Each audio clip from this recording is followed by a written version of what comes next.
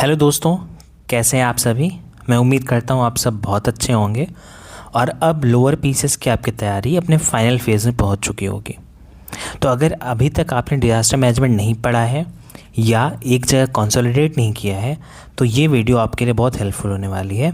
इस पूरे वीडियो में हम डिज़ास्टर मैनेजमेंट को डिटेल में पढ़ेंगे और एक ही वीडियो में कंक्लूड करके ख़त्म करेंगे और ज़्यादातर क्वेश्चंस आपके इस वीडियो से सॉल्व हो जाएंगे एग्ज़ाम में। तो चलिए स्टार्ट करते हैं। और हाँ, नोट्स बनाने की चिंता मत कीजिएगा। नोट्स आपको डिस्क्रिप्शन में टेलीग्राम चैनल की लिंक मिल जाएगी, आप वहाँ से जाकर नोट्स डाउनलोड कर लीजिएगा और फिर सीधे पीडीएफ से पढ़ लीजिएगा। तो चलो स्टार्ट करते हैं। डिज़ास्टर मैनेजमेंट एक्ट 2005 में आया था। अगर हम बात करें कि ये कब से इम्प्लीमेंट हुआ या कब से ये इनेक्ट हुआ, तो वो 23 दिसंबर की डेट आप याद रखिएगा। कब की डेट? 23 दिसंबर। चैप्टर्स की बात करें, अब इसमें देखो ना, आपको सेक्शंस याद रखने पड़ेंगे दिमाग में कि क्या क्या कहाँ पे है। तो चैप्टर 1 में ज़्यादा कुछ नहीं है, सिर्फ प्रिलिमिनरी डेफिनेशंस हैं, ठीक है। तो प्रिलिमिनरी में क्या आते हैं बेसिकली कि टर्म्स, किस टर्म का क्या मतलब है, ये एक्ट कहाँ तक लागू होगा। तो सेक्शन 1 और 2 प्रिलिमिनरी है, इतना इम्पॉर्टेंट हमारे लिए नहीं है। इम्पॉर्टेंट जो है वो शुरू होता है चैप्टर 2 से। चैप्टर 2 में सेक्शन 3 से लेकर 13 तक आता है, जिसमें नेशनल डिज़ास्टर मैनेजमेंट अथॉरिटी यानी NDMA के बारे में बताया गया है। तो मैं जो इम्पॉर्टेंट सेक्शंस हैं सिर्फ वो आपको बता रहा हूँ, सारे सेक्शंस याद करने की ज़रूरत नहीं है।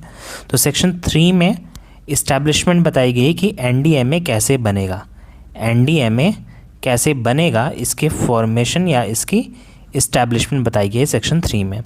सेक्शन 7 में बताया गया है कि जो एडवाइजरी कमेटी होगी नेशनल अथॉरिटी की, अब जब यहाँ पे नेशनल अथॉरिटी आ रहा है इसका मतलब क्या है? NDMA, ठीक है। तो नेशनल अथॉरिटी का मतलब किससे है? NDMA से। सेक्शन 8 कहता है national executive committee. Section 8A में है नेशनल क्राइसिस मैनेजमेंट कमेटी। अभी आप बस सेक्शन याद करो, आगे हम थोड़ा सा डिटेल इसके बारे में बात कर लेंगे। सेक्शन 8B क्या है? High level committee. तो आप ऐसे याद करो, 8 में सबसे पहले एग्जीक्यूटिव, फिर क्राइसिस और फिर हाई लेवल, ठीक है, ECH, ठीक। आगे देखो, सेक्शन 11 में है नेशनल प्लान। नेशनल प्लान किस में है? सेक्शन 11 में। ये आपके लिए थोड़ा सा इंपॉर्टेंट हो जाता है, याद रखिएगा। चैप्टर 3 की बात करें तो state disaster management authority 3rd में आता है। सेकंड में क्या आया था? National disaster management authority. 3rd में आ गया state disaster management authority. Section 14 से 24, ठीक है। पिछला वाला कहाँ से था, मतलब जो पार्ट 2 था वो कहाँ से कहाँ तक था? 3 से 13, ये 14 से 24। तो देख रहे हो सिमिलरिटी है ना section of number of sections में। तो सेक्शन 14 की बात करें तो ये इस्टेब्लिशमेंट की बात करता है, किसके? स्टेट डिज़ास्टर मैनेजमेंट अथॉरिटी के। सेक्शन 17 की बात करें तो सेम उसी के पैरेलल यहाँ पे चल रहा है, advisory committee by state authority. Section 20 की बात करें तो स्टेट एग्जीक्यूटिव कमेटी और 23 स्टेट प्लान। तो आप कैसे लिंक कर सकते हो कि 11 के बाद 23, ठीक है, ये ऐसे समझो कि ये दोनों प्राइम नंबर्स हैं। तो आप ऐसे रिलेट कर लो कि 11, या तो ऐसे करो 11 दूना 22 प्लस 1, ऐसे कुछ भी तिगड़म बना लो और 23 में याद कर लो कि स्टेट प्लान की जिक्र हो रही है। चैप्टर 4 में जाते हैं तो डिस्ट्रिक्ट डिज़ास्टर मैनेजमेंट अथॉरिटी। तो ऐसे याद करो, चैप्टर 2 में क्या आया? National disaster management authority. 3rd में क्या आया? State disaster management authority. और 4th में क्या आ रहा है? डिस्ट्रिक्ट डिज़ास्टर मैनेजमेंट अथॉरिटी, ठीक है। यहाँ तक ये बात आपको क्लियर हो जानी चाहिए। तो सेक्शन 25 से लेकर 34 तक कहाँ पे है? डिस्ट्रिक्ट डिज़ास्टर मैनेजमेंट अथॉरिटी में, चैप्टर 4 के अंदर। सेक्शन 26 की बात करें तो फिर वही कॉन्स्टिट्यूशन की बात करें, कैसे बनेगा डिस्ट्रिक्ट डिज़ास्टर मैनेजमेंट अथॉरिटी, ये पहला सेक्शन सब में यही था। सेक्शन 26 में पावर्स ऑफ चेयरपर्सन की बात करेगा, 28 में एडवाइजरी कमेटी और 31 में डिस्ट्रिक्ट प्लान। तो डिस्ट्रिक्ट प्लान 3 तरह के हो गए, 11 में नेशनल, 23 में स्टेट और 31 में डिस्ट्रिक्ट, ठीक है। ऐसे आप याद कर सकते हो। और 33 में क्या है? Requisition bye district authority. इसके बाद आता है चैप्टर 5। चैप्टर 5 में मेजर्स है by the government for disaster management. Disaster management के लिए गवर्नमेंट क्या क्या उपाय कर सकती है, ये कहाँ पे है? चैप्टर 5 में, सेक्शन 35 से 40, याद रहेगा। चलो 36 में क्या है, responsibilities of government of India ministries. Section 37 में क्या है, disaster management plans by government of India. Section 39 में क्या है, responsibilities of department of state government. और सेक्शन 40 में क्या है, स्टेट डिजास्टर मैनेजमेंट प्लान। तो ऐसे याद करो, पहले गवर्नमेंट ऑफ इंडिया उनका प्लान, फिर स्टेट गवर्नमेंट का रिस्पॉन्सिबिलिटी और फिर उनका प्लान। तो 36, 37, फिर वैसे ही 39 और 40। चैप्टर 6 की बात करें तो लोकल अथॉरिटीज़ की बात करता है। और सेक्शन 41A की बात करें तो अर्बन डिज़ास्टर मैनेजमेंट अथॉरिटी। जब भी किसी एक्ट में आपको सेक्शन नंबर के बाद A, B, C, D इस तरह से कैपिटल में दिख जाए तो ये मान के चलना कि ये किसी न किसी अमेंडमेंट से ऐड किए गए होंगे। तो इस डिज़ास्टर मैनेजमेंट एक्ट में 2024 में कुछ अमेंडमेंट्स हुए थे, तो ये उनसे रिलेटेड है। ठीक है, फिर चैप्टर 7 की बात करें तो national institute of disaster management की बात करते हैं। ये सेक्शन 42 से 43 में इसका जिक्र है, जिनमें खास तौर पे सेक्शन 42 आप याद रखिएगा, नेशनल डिजास्टर मैनेजमेंट अथॉरिटी बनाने की बात करता है। चैप्टर 8 की बात करें तो चैप्टर 8 में क्या है, डिजास्टर रिस्पॉन्स फोर्स में NDRF और SDRF आती है, मतलब एक नेशनल लेवल पे और एक स्टेट लेवल पे। फिर चैप्टर 9 आता है finance accounts and audit 46 to 50। तो सेक्शन 46 में क्या है, नेशनल डिज़ास्टर रिस्पॉन्स फंड। 47 में नेशनल डिज़ास्टर मिटिगेशन फंड। ठीक है, रिस्पॉन्स में डिज़ास्टर आ चुका है, आप उसके बाद वहाँ पर जाके रिलीफ वर्क या बाकी काम कर रहे हो। मिटिगेशन में आप पहले से प्रिपेयर्डनेस दिखाते हो कि ऐसी कंडीशन आए हैं ना। और सेक्शन 50 में क्या आता है, इमरजेंसी प्रोक्योरमेंट आता है। चैप्टर 10 की बात करें तो ऑफेंसेस एंड पेनाल्टीज़ हैं, जिनमें से section 15 offences by government departments, section 55 ये था। 58 मतलब 58 में है ऑफेंसेस बाय कंपनीज। और सेक्शन 60 में है कॉग्निजेंस ऑफ ऑफेंसेस। फिर चैप्टर 11 में क्या है, मिसलेनियस है। मिसलेनियस में भी यहाँ पे आपको ये इम्पॉर्टेंट है, आपको याद होना चाहिए, यहाँ से क्वेश्चन बन सकते हैं। 61 में क्या है कि प्रोहिबिशन अगेंस्ट डिस्क्रिमिनेशन, मतलब जहाँ पे कहीं भी डिज़ास्टर आया वहाँ पर आप डिज़ास्टर रिलीफ देते समय किसी के साथ डिस्क्रिमिनेट नहीं करोगे। तो अभी आप सेक्शन याद कर लो, आगे चीज़ें फिर से डिटेल में आने वाली हम डिस्कस कर लेंगे। सेक्शन 66 की बात करें तो पेमेंट ऑफ कॉम्पनसेशन की बात करता है। 69 में डेलीगेशन ऑफ पावर्स हैं। 70 में एनुअल रिपोर्ट है। 71 में बार ऑफ जुरिस्डिक्शन ऑफ कोर्ट है। इसका मतलब है कि कुछ अपील्स होती हैं जो सुप्रीम कोर्ट और हाई कोर्ट के अलावा कोई और कोर्ट नहीं सुन सकती है, तो वो चीज़ है। सेक्शन 72 में ओवर राइडिंग इफेक्ट है, मतलब कहीं किसी और एक्ट में कुछ भी लिखा हो, ये एक्ट की बात जब भी आएगी तो ये ओवर राइडिंग इफेक्ट रखेगा। 73 में गुड फेथ की बात है और 74 में इम्यूनिटी फ्रॉम लीगल प्रोसेस है। ठीक है, चलो अब थोड़ा डिटेल में शुरू करते हैं। तो NDMA मतलब national disaster management authority section 3 से बनाया जाता है, सेक्शन 3 से इस्टेब्लिश होता है। मेंबरशिप की बात करें कौन कौन, चेयरपर्सन कौन होते हैं इसके, प्राइम मिनिस्टर, ये एक्स ऑफिशियो चेयरपर्सन होते हैं। वाइस चेयरपर्सन कौन होते हैं, देखो ऐसे याद करो कि NDMA में 1+9 का अरेंजमेंट होता है, एक चेयरपर्सन 9 मेंबर। इसी 9 में से एक इंसान को वाइस चेयरपर्सन डिजिग्नेट कर दिया जाता है। ठीक है, यहाँ तक बात समझ में आ गया। चलो अब है नेशनल एग्जीक्यूटिव कमेटी, ये सेक्शन 8 में आता है। ठीक है, कहाँ पे आता है, सेक्शन 8 में। इसका काम क्या होता है कि NDMA को असिस्ट करना, मतलब NDMA को जो भी थोड़ी बहुत मदद चाहिए या उनको जो सलाहकारी भूमिकाएं निभानी है उनके लिए, वो नेशनल एग्जीक्यूटिव कमेटी कर सकता है। नेशनल एग्जीक्यूटिव कमेटी बनाता कौन है, तो सेंट्रल गवर्नमेंट, ये आपको याद रखना है। ये सारी चीज़ें मैं आपको बेयर एक्ट से बता रहा हूँ, तो इससे ऑथेंटिक सोर्स आपको कहीं नहीं मिलने वाला है। ठीक है, तो नेशनल एग्जीक्यूटिव कमेटी के मेंबर्स की बात करें तो चेयरपर्सन होंगे इसमें, और फिर कुछ मेंबर्स होंगे। कुछ मेंबर्स का मतलब है कि सेक्रेटरीज ऑफ अदर मिनिस्ट्रीज़। ठीक है, तो देखो x official chairperson national executive committee के कौन होंगे, तो ऐसी यूनियन मिनिस्ट्री जिसके अंदर में डिज़ास्टर मैनेजमेंट आता होगा, ये एक्ट में लिखा है। तो डिज़ास्टर मैनेजमेंट किसके अंदर में आता है, होम मिनिस्ट्री में। तो अगर पेपर में आपको डायरेक्टली लिखा हो कि होम मिनिस्ट्री के अंदर नेशनल एग्जीक्यूटिव कमेटी आता है तो वो सही हो जाएगा। ठीक है, तो इसके जो सेक्रेटरी होंगे, तो होम मिनिस्ट्री के जो सेक्रेटरी हैं वो क्या होंगे, चेयरपर्सन होंगे नेशनल एग्जीक्यूटिव कमेटी का। बात समझ में आ गया। चलो अब इसके अलावा और कौन रहेगा इसमें, तो chief of integrated defence staff of the chiefs of staff committee, ये भी एक्स ऑफिशियो मेंबर होंगे नेशनल एग्जीक्यूटिव कमेटी के। यहाँ तक बात समझ में आ गई। इसके बाद आता है नेशनल क्राइसिस मैनेजमेंट कमेटी। ठीक है, अभी तक हमने क्या पढ़ा, national disaster management authority, national executive committee पढ़ा हमने। ठीक है, और अब क्या पढ़ रहे हैं, नेशनल क्राइसिस मैनेजमेंट कमेटी। ये सेक्शन 8A में आता है। ए में आने का मतलब क्या है कि बाद में ऐड किया गया। इसके चेयरपर्सन कौन होते हैं, तो कैबिनेट सेक्रेटरी, जो भारत सरकार के कैबिनेट सेक्रेटरी होते हैं वो नेशनल क्राइसिस मैनेजमेंट कमेटी के चेयरपर्सन होते हैं।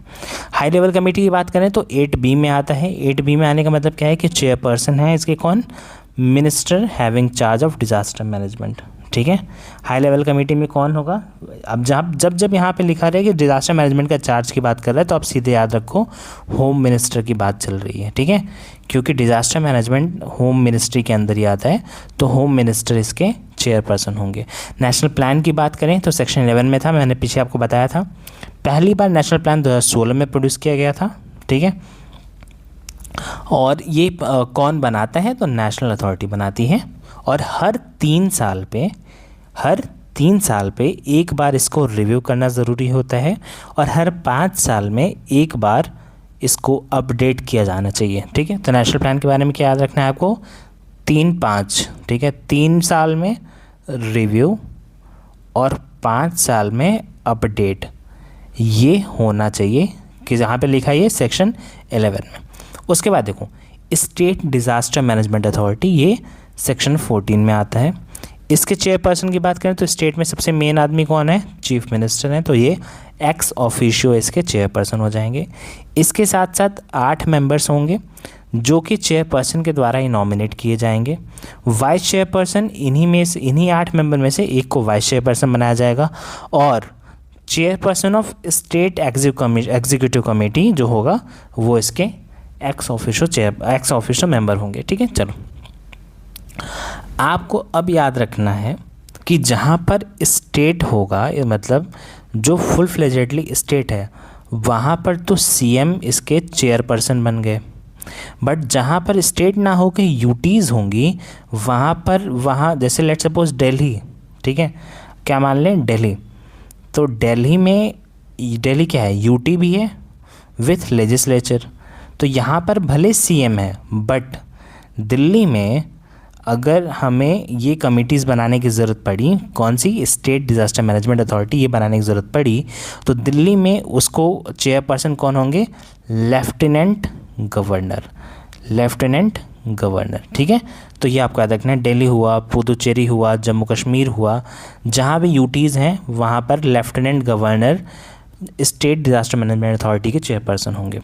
फिर स्टेट एग्जीक्यूटिव कमेटी की बात करें तो सेक्शन 20 में है, चेयरपर्सन कौन होंगे, chief secretary of state government, और उसके साथ साथ 4 सेक्रेटरीज स्टेट गवर्नमेंट के अलग अलग डिपार्टमेंट्स के इसमें होंगे, और साथ ही साथ जो डायरेक्टर जनरल ऑफ पुलिस होंगे वो स्टेट एग्जीक्यूटिव कमेटी के एक्स ऑफिशियो मेंबर भी होंगे। फिर स्टेट प्लान याद है ना सेक्शन 23 में, तो ये याद रखना। फिर 25 में क्या आ गया, डिस्ट्रिक्ट डिज़ास्टर मैनेजमेंट अथॉरिटी। इसके चेयरपर्सन कौन होंगे, तो डिस्ट्रिक्ट मजिस्ट्रेट या डिस्ट्रिक्ट कलेक्टर या डिप्टी कलेक्टर या कमिश्नर, जो कुछ भी उस डिस्ट्रिक्ट में बोला जाता होगा डिस्ट्रिक्ट मजिस्ट्रेट को, वो उसके चेयरपर्सन होंगे। इसके साथ साथ इनमें 7 मेंबर्स और हो सकते हैं, 7 मेंबर्स मैक्सिमम हो सकते हैं। को चेयरपर्सन की बात करें कौन होगा, तो जो इलेक्टेड रिप्रेजेंटेटिव होगा लोकल अथॉरिटी का, वो डिस्ट्रिक्ट डिज़ास्टर मैनेजमेंट अथॉरिटी का को चेयरपर्सन होगा। ठीक है, अब अगर यहाँ पर हम 6 शेड्यूल एरियाज़ की बात करें, ठीक, 6 शेड्यूल में कौन कौन से स्टेट आते हैं, ATMM। ठीक है, आप याद रखना कि नॉर्थ ईस्ट के 4 स्टेट्स हैं, उनकी बात कर रहा है 6 शेड्यूल में। तो 6 शेड्यूल में खास बात होती है कि वहाँ पर ऑटोनॉमस डिस्ट्रिक्ट काउंसिल बनती है। क्या बनती है, ऑटोनॉमस डिस्ट्रिक्ट काउंसिल्स। तो इन काउंसिल्स के जो चीफ एग्जीक्यूटिव मेंबर होंगे वो को चेयरपर्सन होंगे 6 शेड्यूल वाले डिस्ट्रिक्ट डिज़ास्टर मैनेजमेंट अथॉरिटी में। ठीक है, साथ ही साथ CEO कौन होंगे डिस्ट्रिक्ट अथॉरिटी के, तो ये एक्स ऑफिशियो मेंबर होंगे डिस्ट्रिक्ट अथॉरिटी के CEO, और SP भी एक्स ऑफिशियो मेंबर होंगे। चलो उसके साथ साथ जो सीएमओ होंगे, जैसे जो भी गवर्नमेंट हॉस्पिटल्स होते हैं या हर ज़िले में एक चीफ मेडिकल ऑफिसर होता है, वो भी वहाँ पे एक्स ऑफिशियो मेंबर होंगे। और अगर ज़िला परिषद वहाँ पर है तो उसके चेयरपर्सन को चेयरपर्सन होंगे डिस्ट्रिक्ट डिजास्टर मैनेजमेंट अथॉरिटी के। ठीक है, चलो डिस्ट्रिक्ट प्लान की बात करें तो सेक्शन 31 में है, और इसको कब कब अपडेट करना पड़ता है, at least once in every 2 year, मतलब हर 2 साल में एक बार आपको डिस्ट्रिक्ट प्लान को रिव्यू और अपडेट करना पड़ेगा। अर्बन डिजास्टर मैनेजमेंट अथॉरिटी की बात करें तो ये सेक्शन 41A से लाया गया 2024 में अमेंडमेंट करके। ये अर्बन प्लान बनाता है। ठीक है, तो अभी तक हमने क्या देखा है, national plan, state plan, district plan और ये अर्बन प्लान, तो ये भी है। और इस अथॉरिटी का अपना एक अलग सेक्रेटेरिएट हो सकता है। इसके चेयरपर्सन कौन होते हैं, तो एक्स ऑफिस चेयरपर्सन कौन है इसके, म्यूनिसिपल कमिश्नर। वाइस चेयरपर्सन की बात करें तो जो डिस्ट्रिक्ट कलेक्टर होते हैं वो वाइस चेयरपर्सन होंगे, और अदर मेंबर्स होंगे जो स्टेट गवर्नमेंट डिसाइड कर दे। ठीक है, अब देखो national institute of disaster management, ये इंपॉर्टेंट है भाई, स्टार मार्क कर लो। ओरिजिन कब हुई थी इसकी, 1995 में। उस समय इसका नाम क्या था, national centre for disaster management. बाद में इसको रीनेम किया गया 2003 में, और नाम क्या रखा गया, national institute of disaster management. और 2005 में जाके इसे स्टैट्यूटरी स्टेटस मिला। 2005 में क्यों मिला, क्योंकि इसी समय ये डिजास्टर मैनेजमेंट एक्ट 2005 आया था। तो सेक्शन 42 में क्या है, national institute of disaster management है। ये बात आपको याद रहेगी। चलो, इसकी जो गवर्निंग बॉडी होती है वो कौन बनाता है, तो वो सेंट्रल गवर्नमेंट के द्वारा बनाई जाती है। फिर डिज़ास्टर रिस्पॉन्स फोर्स, जहाँ पर आता है एनडीआरएफ और एसडीआरएफ। तो आपको याद रखना है कि चैप्टर 8 में डिज़ास्टर रिस्पॉन्स फोर्स आता है, जिनमें से 2 सेक्शन हैं, सेक्शन 44 और 44A, जो इम्पॉर्टेंट आपको याद रखने हैं। तो section 44 national disaster response force यानी कि एनडीआरएफ से डील करता है, जिसका मोटो क्या है, आपदा सेवा सदैव सर्वत्र। ठीक है, आपदा सेवा सदैव सर्वत्र। और साथ ही साथ स्टेट डिज़ास्टर रिस्पॉन्स फोर्स की बात करें तो सेक्शन 44A में आता है, 2024 के अमेंडमेंट से ये ऐड किया गया था। फिर नेशनल डिज़ास्टर रिस्पॉन्स फंड की बात करें तो सेक्शन 46, इसमें 80% सेंटर का योगदान होगा। नेशनल डिज़ास्टर मिटिगेशन फंड करें तो 20%। तो ये डेटा याद नहीं भी याद रखोगे तो कोई बात नहीं, बट सेक्शन याद होना चाहिए, सेक्शन 46 और 47। 46 में रिस्पॉन्स है और 47 में मिटिगेशन फंड है। फिर स्टेट गवर्नमेंट को कुछ फंड्स इस्टेब्लिश करने होते हैं अकॉर्डिंग टू द सेक्शन 48। उनमें से पहला फंड जो है वो है स्टेट डिज़ास्टर रिस्पॉन्स फंड, दूसरा डिस्ट्रिक्ट डिज़ास्टर रिस्पॉन्स फंड, फिर स्टेट डिज़ास्टर मिटिगेशन फंड और डिस्ट्रिक्ट डिज़ास्टर मिटिगेशन फंड। ऐसे समझो कि 2 रिस्पॉन्स के लिए फंड्स बनाने हैं, रिस्पॉन्स में भी एक स्टेट का और एक डिस्ट्रिक्ट का, फिर 2 मिटिगेशन के लिए बनाने हैं, एक स्टेट का एक डिस्ट्रिक्ट का, और ये सब 4 दूनी 8 मतलब 48 में है। ठीक है, ऐसे याद कर लो। पनिशमेंट्स की बात करें तो यहाँ से भी आपके लिए इम्पॉर्टेंट हो जाता है कि कौन कब कब पनिशमेंट आप दे सकते हो, कितनी दे सकते हो।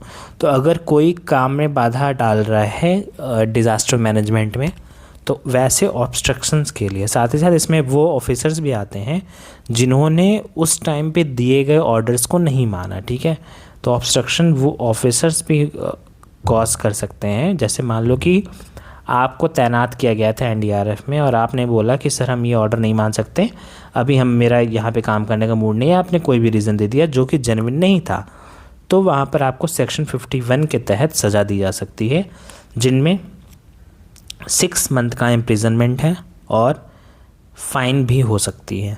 और अगर आपकी उस गलती की वजह से किसी की जान या तो चली गई या तो जान जाने का इमिनेंट थ्रेट हो गया, मतलब अत्यधिक खतरा हो गया, जान जाने का सन्निकट खतरा हो गया, तो आपको 1 साल तक की जेल हो सकती है। ठीक है, तो जनरली 6 महीने, बट अगर लॉस ऑफ लाइफ की बात आ गई तो 1 साल। अगर कोई फॉल्स क्लेम की बात कर रहा है तो 6 महीने की जेल होगी, ये सेक्शन 52 में लिखा है। मिस एप्रोप्रिएशन किसी ने किया है फंड्स का तो सेक्शन 53 में है, 1 ईयर जेल और फाइन। ठीक है, ध्यान देना, जहाँ जहाँ प्लस फाइन है मतलब वहाँ फाइन लगेगा ही लगेगा, जहाँ जहाँ पे एंड और है वहाँ पे कोर्ट के ऊपर है वो लगाए या ना लगाए, और जहाँ जहाँ पे 1 ईयर जेल और फाइन है तो मतलब या तो फाइन होगा या तो जेल होगा, ठीक है। तो फॉल्स वार्निंग अगर कोई दे रहा है तो सेक्शन 54 के तहत उसे 1 साल की जेल या फाइन हो सकती है, ठीक है। चलो अब सेक्शन 61 नो डिस्क्रिमिनेशन, मतलब जब भी आप आपदा में किसी को बचाने जाओगे आप बिना भेदभाव किए सबको बचाओगे। फिर सेक्शन 69 की बात करें तो डेलीगेशन ऑफ पावर की बात करता है। सेक्शन 70 एनुअल रिपोर्ट की बात करता है जो कि हर साल आपको फाइल करनी पड़ेगी। बार ऑन जुरिडिक्शन की बात कौन करता है? सेक्शन 71, मैंने स्टार्टिंग में आपको बताया ये कोई भी कोर्ट सुप्रीम कोर्ट और हाई कोर्ट को छोड़ के इन केसेस में जुरिडिक्शन नहीं रखेगी, ठीक है। अब देखो ओवर राइडिंग इफेक्ट कहाँ पे है? सेक्शन 72 में। सेक्शन 73 में क्या है? Action taken in good faith, मतलब आपने कुछ सद्भाव से कोई काम किया, भले वो गलत रिजल्ट आ गया उसका, तो वहाँ पे आपको एज अ गलती ट्रीट नहीं की जाएगी वो। फिर इम्यूनिटी फ्रॉम लीगल प्रोसेस, ये सेक्शन 74 में, ठीक। अब हम बेयर एक्ट के आगे कुछ इंटरनेशनल ऑर्गेनाइजेशंस देखेंगे और साथ ही साथ इंडिया के भी कुछ ऑर्गेनाइजेशंस और कुछ ऐसे फैक्ट्स जो आपके एग्जाम के लिए इंपॉर्टेंट है, ठीक। तो आपको पहले 3 स्ट्रैटेजी याद रखनी है डिज़ास्टर मैनेजमेंट के लिए या फिर रिस्क रिडक्शन के लिए। सबसे पहले योकोहामा स्ट्रैटेजी जो 1994 में आई थी, योकोहामा जापान के नाम पे, और इसमें मेन फोकस क्या था? Prevention, preparedness, mitigation. फिर आया योगो फ्रेमवर्क फॉर एक्शन, ठीक, ये 2005 से 15 के लिए था, ये भी जापान बेस्ड था। तीसरा Sendai framework for disaster risk reduction, ये 25 से 30 के लिए इसका वैलिडिटी या पीरियड है, और सेंडाई जापान में ही है। इसका मतलब क्या है? Prevent new reduce existing disasters, मतलब जो नया डिजास्टर आने वाला है उसको तो रोको ही, साथ ही साथ जो पहले से एग्जिस्टिंग है उनके भी इम्पैक्ट को कम करो, ठीक है। तो आपको ये 3 चीज़ें पता होनी चाहिए। सेंडाई फ्रेमवर्क आपके लिए इंपॉर्टेंट है, इनमें 4+7 का अरेंजमेंट होता है, मतलब 4 प्रायोरिटीज़ है इसमें और 7 टारगेट्स हैं, आपको बस इतना याद रखना है। फिर एक हाई पावर्ड कमेटी बनाई गई थी इंडिया में ऑन डिज़ास्टर मैनेजमेंट, जिसका नाम था जेसी पंत कमेटी। क्यों? क्योंकि जेसी पंत इसके अध्यक्ष थे, ठीक है। 1999 में एक कमेटी बनती है। इस कमेटी ने यह रिकमेंड किया कि हमें जो अपना फोकस है वो शिफ्ट करना चाहिए from the relief to the mitigation and preparedness, मतलब हम किसी भी डिज़ास्टर के आने के बाद सिर्फ काम नहीं करेंगे, ठीक है। मतलब डिज़ास्टर आ गया, उसके बाद जो तबाही मच गई हम सिर्फ उसको नहीं सॉल्व करेंगे, हम डिज़ास्टर आने से पहले भी तैयार रहेंगे कि हम कैसे उससे कम प्रभावित हों, ठीक। तो 1999 में ये हाई लेवल कमेटी बनती है। 2004 में इंडियन ओशन की सुनामी आती है, 2004 में इंडियन ओशन सुनामी आती है, और 2005 में इसी के बैकड्रॉप में डिज़ास्टर मैनेजमेंट एक्ट पास कर दिया जाता है। उसके बाद 10th 5 ईयर प्लान की बात करें तो 2002 से 7 का टाइम फ्रेम था, जहां पर ये पहला 5 ईयर प्लान था जिसने डिज़ास्टर मैनेजमेंट को डेवलपमेंट इशू माना, ठीक है, जिसने डिज़ास्टर मैनेजमेंट को डेवलपमेंट इशू माना और एक सेपरेट चैप्टर ऐड किया 5 ईयर प्लान में, जिसका नाम दिया गया disaster management the development prospective. तो ये आपके एग्ज़ाम पॉइंट ऑफ व्यू से ये पूरी चीज़ इम्पॉर्टेंट हो जाती है। फिर देखो, अगर बोला जाए कि UPSDMA मतलब Uttar Pradesh state disaster management authority, इसकी नई बिल्डिंग बनाई गई, ये भी करंट अफेयर्स की बात है, तो आपको याद रखना है कहाँ पे बनाई गई? शहीद पथ, लखनऊ में। डिज़ास्टर मैनेजमेंट ग्रांट्स की बात करें 16th फाइनेंस कमीशन में, तो state disaster relief and management funds के लिए कॉर्पस कितने का है? 2,04,401 करोड़ रुपए का है। कॉस्ट शेयरिंग की बात करें बिटवीन सेंटर एंड स्टेट की तो 90-10, मतलब अगर 100 रुपये खर्च हो रहे हैं तो 90 रुपये सेंट्रल गवर्नमेंट देगी, 10 स्टेट गवर्नमेंट देगी। ये किसके लिए है? जो नॉर्थ ईस्टर्न और हिमालयन स्टेट्स हैं, मतलब जो माउंटेनियस स्टेट्स हैं वहाँ पे। 75 और 25 का अरेंजमेंट है अदर स्टेट्स के लिए। तो यूपी के लिए कौन सा होगा? 75-25। फिर कुछ इंपॉर्टेंट ऑर्गेनाइजेशंस हैं जिनके हेडक्वार्टर आपको पता होने चाहिए, जैसे इंडियन मेट्रोलॉजिकल डिपार्टमेंट 1875 में इस्टेब्लिश हुआ, headquarter new Delhi. Indian national centre for ocean information services INCOIS 1999 में इस्टेब्लिश हुआ और हैदराबाद में हेडक्वार्टर है। फिर जियोलॉजिकल सर्वे ऑफ इंडिया 1851 में इस्टेब्लिश होता है और कोलकाता में हेडक्वार्टर है। फिर national institute of disaster management new Delhi में हेडक्वार्टर है। National remote sensing centre 2008 Hyderabad में हेडक्वार्टर है। और सबसे फिर एक यूनिक नाम है और आपको हो सकता है एग्ज़ाम में पूछ ले। Snow and avalanche study establishment, ये कहाँ पे है? चंडीगढ़ में है। और फिर department of atomic energy Mumbai में है। ये जितने तरह के मैंने आपको ऑर्गेनाइजेशन बताई, सब अलग अलग तरह के डिज़ास्टर से डील करने के लिए रेडी रहते हैं। फिर इंकॉइस मैंने पहले पढ़ा अभी, ठीक है। ये देखो, ये इंकॉइस है हैदराबाद। तो इंकॉइस हैदराबाद के बारे में आपको 2 चीज़ें याद रखनी। पहली चीज़ ये कि इसे सुभाष चंद्र बोस आपदा प्रबंधन अवार्ड 2025 दिया गया। ये अवार्ड कब दिया जाता है? तो हर बार पराक्रम दिवस के मौके पर ये दिया जाता है। पराक्रम दिवस मनता कब है? तो 23 जनवरी को हर साल मनाते हैं और उसी दिन आपदा प्रबंधन पुरस्कार भी देते हैं। इंकॉइस को साथ ही साथ और कौन से अवार्ड मिले हैं? तो 21 में इनको मिला था disaster risk reduction excellence award और 24 में मिला था geospatial world excellence in maritime services award, ठीक है। तो इंकॉइस आपके लिए याद करना इंपॉर्टेंट हो जाता है। हेडक्वार्टर कहाँ पे था मैंने पहले ही बता दिया, हैदराबाद, ठीक है। चलो, अब भारत से रिलेटेड कुछ डिज़ास्टर रिस्क रिडक्शन इनिशिएटिव्स हैं, वो आपको पता होने चाहिए। पहला, प्राइम मिनिस्टर का 10 point agenda on disaster risk reduction, ये 2016 में आया था, ठीक है। फिर coalition for disaster resilience infrastructure, CDRI, मतलब हम जो भी इंफ्रास्ट्रक्चर बनाएं वो डिज़ास्टर प्रूफ हो। जैसे आपने सुना होगा अर्थक्वेक प्रूफ इंफ्रास्ट्रक्चर, मतलब जो बिल्डिंग्स बड़ी बड़ी होती हैं वो अर्थक्वेक प्रूफ होती हैं। तो इस तरह के इंफ्रास्ट्रक्चर बनाने के लिए एक कोलिशन बनाया गया 2019 में, ये भी इंडिया ने स्टार्ट कराया था। फिर infrastructure for resilient island states, iris, ठीक है। हो सकता है अभी यूपी के एग्ज़ाम्स में ख़ास तौर पे फुल फॉर्म्स पूछने का बहुत ही ट्रेंड रहा है, तो आइरिस का क्या पता फुल फॉर्म पूछ लें आपसे, तो आपको याद रखना है infrastructure for resilient island states 2021 में स्टार्ट कराया गया। कहाँ पे लॉन्च किया गया था? तो COP26 जो कि ग्लासगो में हुई थी। साथ ही साथ infrastructure resilience accelerator fund IRAF, ये 2022 में स्टार्ट किया गया था, ठीक है। तो ये कुछ India lead disaster risk reduction initiatives थे जो आपको पता होने चाहिए। फिर इमरजेंसी इवेंट डेटाबेस, EMDAT, ठीक है। इस्टेब्लिश कब किया गया? 1988 में। किसने इस्टेब्लिश किया? तो centre for research on the epidemiology of disasters, तो क्रेड नाम की ऑर्गेनाइजेशन है जो बेल्जियम ब्रसल्स में बेस्ड है, उन्होंने किया। ये जानना आपके लिए इम्पॉर्टेंट क्यों हो जाता है? क्योंकि जो भी वर्ल्ड बैंक भी डेटा अगर यूज़ करता है तो वो इसी डेटाबेस का डेटा यूज़ करता है। क्योंकि ये वर्ल्ड का लार्जेस्ट डेटाबेस है of natural and manmade disasters, ठीक है। चलो, ये जो डेटाबेस है ये किसी भी डिज़ास्टर को या किसी भी इवेंट को डिज़ास्टर कब मानता है, तो उसके ये 4 में से कम एक पैरामीटर पूरे होने चाहिए। एटलीस्ट 1 अगर पूरा हो गया तो वो डिज़ास्टर मान लेगा। क्या है? पहला है कि 10 से ज़्यादा जाने चाहिए, मतलब कम से कम 10 लोगों की जान गई हो, या कम से कम 100 लोग प्रभावित हुए हों, या इमरजेंसी डिक्लेयर की गई हो वहाँ पे, या फिर अंतर्राष्ट्रीय सहायता की मांग की गई हो, ठीक है।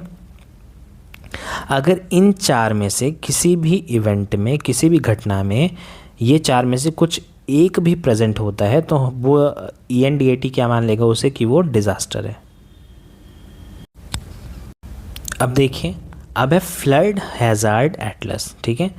इसे किसने डेवलप किया था? तो national remote sensing centre Hyderabad, आपको बस ये याद रखना है। और ये फ्लड हैज़ार्ड एटलस जो है ये पहले एक प्रॉस्पेक्ट दे देता है कि कहाँ पर फ्लड ज़्यादा आने के चांसेस रहते हैं इंडिया में, ठीक। तो स्पेशली ये वेस्ट बंगाल में ज़्यादा एक्टिव रहता है, वेस्ट बंगाल वाले पोर्शन में ज़्यादा एक्टिव रहता है। फिर NDMA और CDOT ये इन्होंने मिलकर सचेत ऐप बनाया है। ये सचेत ऐप जो एक रियल टाइम अलर्ट देता है और अर्ली वार्निंग सिस्टम देता है अबाउट द डिज़ास्टर्स। फिर देखिए, global facility for disaster reduction and recovery, GFDRR, establish कब हुआ? 2006 में by world bank, headquarter Washington DC। फिर UN स्पाइडर, फुल फॉर्म याद कर लो, UN platform for space based information for disaster management and emergency response. Exactly ये नहीं बनता है इसका एक्रोनिम, बट फिर भी इसका नाम UN स्पाइडर है। 2006 में स्टार्ट किया गया by UNOOSA, by UNOSA। UNOSA full form क्या है? UN office for outer space affairs. इसमें हम क्या करते हैं कि आउटर स्पेस से कुछ डेटा लेते हैं जिससे हम डिज़ास्टर का पता लगाते हैं या डिज़ास्टर के बारे में हम टेक्निकल रिसर्च करते हैं। इसके 3 मेन ऑफिसेज हैं, मतलब 3 ऑफिसेज हैं मेनली। पहला वियना में है जो मेन ऑफिस है। वियना कहाँ पे है? ऑस्ट्रिया में, ठीक है।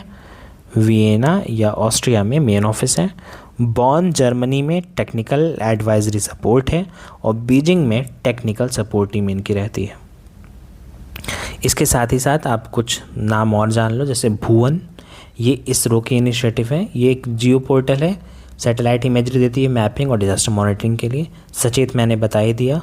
और फिर दामिनी, दामिनी को किसने डेवलप किया? तो Indian institute of tropical metrology. और ये जो आकाशीय बिजली होती है, लाइटनिंग होती है, उसका अलर्ट देती है। और अब हम अपने पूरे क्लास को एंड कर रहे हैं। आप बस इस वीडियो को 2-3 बार रिवाइज़ कर लेना, आपका डिज़ास्टर मैनेजमेंट में ठीक ठाक मार्क्स आने के चांसेस हो जाएंगे। रिस्क की बात करें तो रिस्क के एक फॉर्मूला याद कर लो। ये लेखपाल ने पूछा भी था ये question, hazard into vulnerability upon capacity, ठीक है। मतलब क्या खतरा है उससे कितनी भेद्यता है, इसको भेद्यता बोलते हैं। मतलब कितने % चांस है कि आप उससे इम्पैक्ट हो सकते हो और अपॉन में आपकी कैपेसिटी क्या है, तो इसको हम बोलते हैं रिस्क। तो hazard into vulnerability upon capacity.